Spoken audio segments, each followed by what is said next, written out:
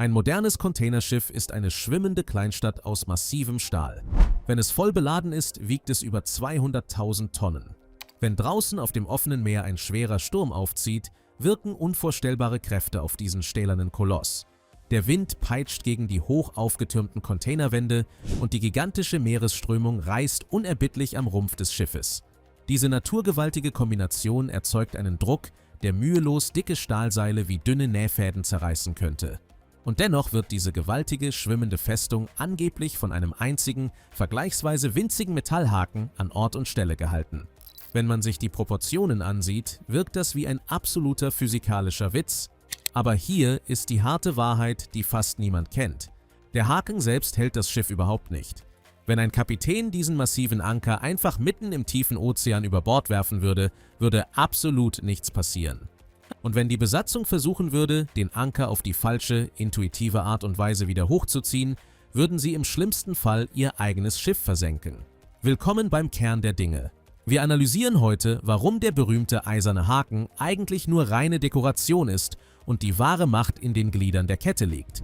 Wir klären, warum der tiefe Ozean eine absolute Todesfalle für jedes Ankersystem ist und wie moderne Computer die schwere Handarbeit aus Stahl abgelöst haben.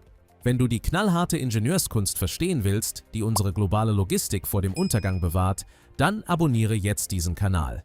Um zu begreifen, wie ein Schiff wirklich auf dem Wasser bremst und parkt, musst du den Ankergeist vergessen und der Kette deinen Respekt zollen. Wenn wir von der Ankerkette eines großen Kreuzfahrtschiffes oder Öltankers sprechen, reden wir nicht von etwas, das man im Baumarkt kaufen kann. Ein einziges Glied dieser gigantischen Stahlkette wiegt oft mehr als ein großer, massiver Kühlschrank. Das sind teilweise über 150 Kilogramm für einen einzigen ovalen Ring aus Stahl. Der eiserne Anker am Ende der Kette wiegt vielleicht 15 bis 20 Tonnen. Aber die Kette, die an diesem Anker befestigt ist, wiegt in ihrer Gesamtheit oft das Zehnfache des Ankers selbst. Dieses unfassbare tote Gewicht der Kette ist die eigentliche, geheime Waffe der Seefahrt. Der Anker ist lediglich die kleine Nadel am Ende eines extrem schweren Fadens. Wenn ein Kapitän den Befehl zum Ankern gibt, lässt er den eisernen Haken nicht einfach senkrecht auf den Meeresboden fallen, bis das Seil spannt. Das wäre fatal. Stattdessen legt das Schiff eine gewaltige Länge dieser massiven Stahlkette flach auf den schlammigen Meeresgrund aus. Dadurch entsteht in der Physik eine sogenannte Kettenlinie. Das massive Gewicht der Stahlkette sinkt tief in den weichen Schlamm ein und funktioniert wie eine gigantische, kilometerlange Feder. Wenn nun eine riesige Welle oder eine starke Windböe das Schiff nach hinten drückt, zerrt das Schiff nicht direkt an dem Anker. Das Schiff muss zuerst das Gewicht von unzähligen Tonnen toter Stahlkette mühsam vom Meeresboden anheben. Dieser Vorgang schluckt fast die gesamte kinetische Energie des Sturms. Bis die Zugkraft des Schiffes überhaupt physisch unten beim eigentlichen Anker ankommt, ist die Energie fast vollständig verpufft. Und der entscheidende, geniale Trick ist der Winkel. Weil die schwere Kette flach auf dem Boden liegt, zieht sie den Anker völlig waagerecht durch den Schlamm. Dieser waagerechte Zug zwingt die spitzen Schaufeln des Ankers dazu, sich immer tiefer und brutaler in den Meeresboden einzugraben, anstatt sich herauszulösen. Aber was passiert, wenn bei einem Frachter mitten im Pazifischen Ozean plötzlich die Maschinen komplett ausfallen? Kann der Kapitän dann einfach den Anker werfen, um nicht hilflos abzutreiben? Die kurze und unerbittliche Antwort lautet: Nein, das kann er nicht. Kommerzielle Schiffe können und dürfen nur in relativ flachem Küstengewässer ankern. Die absolute Schmerzgrenze für einen normalen Ankerabwurf liegt bei etwa 100 Metern Wassertiefe. Wenn sich ein Schiff in der Mitte des Ozeans befindet, wo das Wasser oft 3 oder 4 Kilometer tief ist, verwandelt sich die schwere Ankerkette in einen tödlichen Feind. Wenn man versuchen würde, Tausende von Metern dieser gigantischen Kette senkrecht in die schwarze Tiefe hinabzulassen, würde das Eigengewicht des Stahls so unfassbar groß werden, dass die Physik versagt. Die schiere, vertikale Last von tausenden Tonnen hängendem Stahl würde die massiven Winden auf dem Deck sofort in Stücke reißen.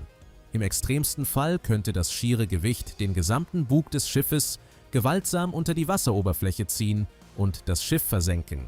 Oder die Kette würde unter ihrem eigenen, gewaltigen Gewicht einfach wie ein morscher Ast in der Mitte durchbrechen. Deshalb ankern Schiffe niemals im tiefen Ozean. Wenn die Motoren sterben, treiben sie völlig hilflos in den Wellen. Aber es gibt hochmoderne Spezialschiffe, die mitten auf dem tiefsten Ozean exakt auf der Stelle stehen bleiben müssen. Bohrschiffe zum Beispiel, die kilometertief nach Öl bohren und sich keinen einzigen Meter bewegen dürfen. Da sie keinen Anker werfen können, nutzen sie ein System, das man dynamische Positionierung nennt. Sie ersetzen den schweren Stahl durch pure Rechenleistung. Ein Netzwerk aus extrem präzisen Satelliten, Windmessern und Strömungssensoren füttert einen zentralen Supercomputer an Bord. Dieser Computer steuert Dutzende von kleinen drehbaren Propellern, die überall unter dem Rumpf des Schiffes verborgen sind. Der Computer feuert diese winzigen Triebwerke jede Sekunde in verschiedene Richtungen ab. Das Schiff schwimmt im Grunde permanent und hochpräzise gegen die Strömung an, um auf den Millimeter genau an exakt derselben GPS-Koordinate zu bleiben. Es ist ein unsichtbarer elektronischer Anker, der niemals den Meeresboden berührt. Zurück zu den normalen Schiffen in flachen Gewässern.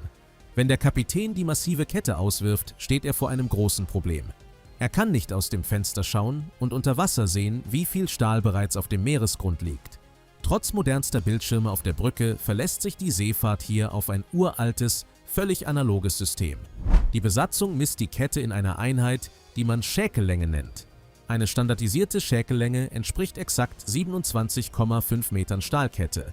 Diese einzelnen Längen werden durch ein spezielles, oft etwas dickeres Verbindungsglied zusammengehalten. Die Matrosen lackieren diese wichtigen Verbindungsstücke von Hand in leuchtenden, auffälligen Farben. Meistens verwenden sie weiß, rot oder strahlendes Blau. Zusätzlich wickeln sie oft dicken silbernen Edelstahldraht um diese farbigen Glieder. Das tun sie, damit ein Matrose im dunkelsten und wildesten Sturm allein durch das Berühren mit den dichten Handschuhen fühlen kann, welches Kettenglied gerade vorbeirauscht. Wenn die Kette mit ohrenbetäubendem Lärm aus dem Bugloch in das Meer donnert, steht ein Offizier vorne am Bug und starrt gebannt auf das Metall. Er zählt die bunten Farbblitze, die an ihm vorbeirasen. Dann greift er zum Funkgerät und meldet der Brücke: 3 Längen sind im Wasser. So weiß der Kapitän blind und auf den Meter genau, wie viel totes Gewicht er auf dem Boden platziert hat. Die schwerste und gefährlichste Aufgabe bei diesem gesamten Vorgang ist jedoch nicht das Ankern selbst. Es ist das Verlassen des Ankerplatzes. Erinnere dich daran, dass der 20 Tonnen schwere Anker tief in den zähen Schlamm eingegraben ist. Es hat sich ein gigantisches, fast unlösbares Vakuum um das Metall gebildet. Man kann diesen Anker nicht einfach mit der Winde stumpf nach oben ziehen. Der Elektromotor der Ankerwinde würde sofort heiß laufen, anfangen zu brennen und zerstört werden, weil er gegen den kompletten Meeresboden kämpft. Um den Anker zurückzubekommen, muss der Kapitän die Gesetze der Physik umdrehen. Das Schiff fährt mit seinen eigenen Motoren extrem langsam vorwärts, genau über die Stelle, an der der Anker tief im Schlamm begraben liegt. Die Richtung der Zugkraft ändert sich dadurch dramatisch. Die Kette zieht nicht mehr waagerecht, sondern sie steht plötzlich senkrecht im Wasser und zieht steil nach oben am Schaft des Ankers. Diese reine vertikale Kraft hebelt den Anker mühelos aus dem Boden und bricht das Vakuum des Schlamms. Die Matrosen nennen diesen entscheidenden, befreienden Moment das Ausbrechen des Ankers. Während die riesige Kette Stück für Stück nach oben kriecht, ist sie meistens von dicken, stinkenden Schichten aus tiefem Meeresschlamm bedeckt. Damit dieser Schlamm nicht das Innere des Schiffes verdreckt, feuern extrem starke Wasserstrahlen im Inneren des Ankerrohres auf die Kette. Sie waschen den Stahl unter brutalem Hochdruck rein, bevor er im Kettenkasten verschwindet. Sobald der Anker fest an die Außenhülle des Rumpfes gepresst ist, ist das Schiff wieder frei. Das Ankern eines Schiffes ist also weit entfernt von der simplen Handlung, einen eisernen Haken in das Wasser zu werfen. Es ist eine gewaltige, schmutzige Symphonie aus purer, brutaler Stahlmasse und extrem präziser physikalischer Berechnung. Die unsichtbare Kette auf dem dunklen Grund ist der eigentliche Held, der die schwimmenden Städte unserer Weltmeere vor der Zerstörung bewahrt.